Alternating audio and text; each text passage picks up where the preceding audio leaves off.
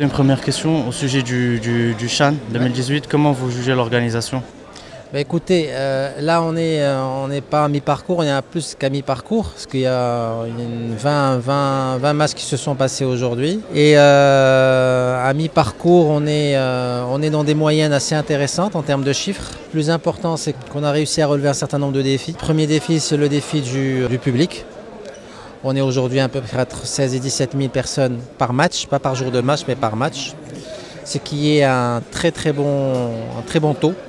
C'est à la connaissance, disons au dire des collègues de la CAF, c'est vraiment des chiffres dignes d'une Coupe d'Afrique des Nations. Donc on est très content sur ce premier défi parce que c'était pas gagné d'avance, pour être très sincère. Est-ce qu'on peut dire que le CHAN est une vitrine, oui. une petite vitrine pour le mondial complètement. 2026? Complètement là, le président Rajal l'a dit tout à l'heure, hein, il a dit que c'était un échauffement, véritablement un échauffement.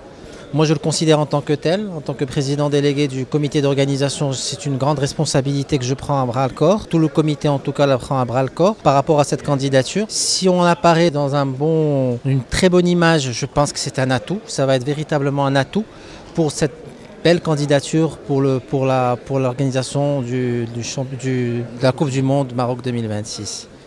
Une dernière question. On parle beaucoup de budget. Est-ce que vous pensez qu'un budget pour 48 sera beaucoup plus élevé que le budget, que ce soit pour la candidature ou pour la réalisation? Un budget pour 48 équipes sera beaucoup plus conséquent que 32. Probablement, si on parle de budget, on parle de recettes aussi. Voilà. On est bien d'accord, je suis financier, donc forcément, si on met du budget ou de la dépense, on met forcément des recettes en face. Si on a 48 équipes, c'est pas 32 équipes. Si on a 48 pays, c'est pas 32 pays. Si on a 48 nationalités, c'est pas 32 nationalités. Donc forcément, les choses sont complètement différentes.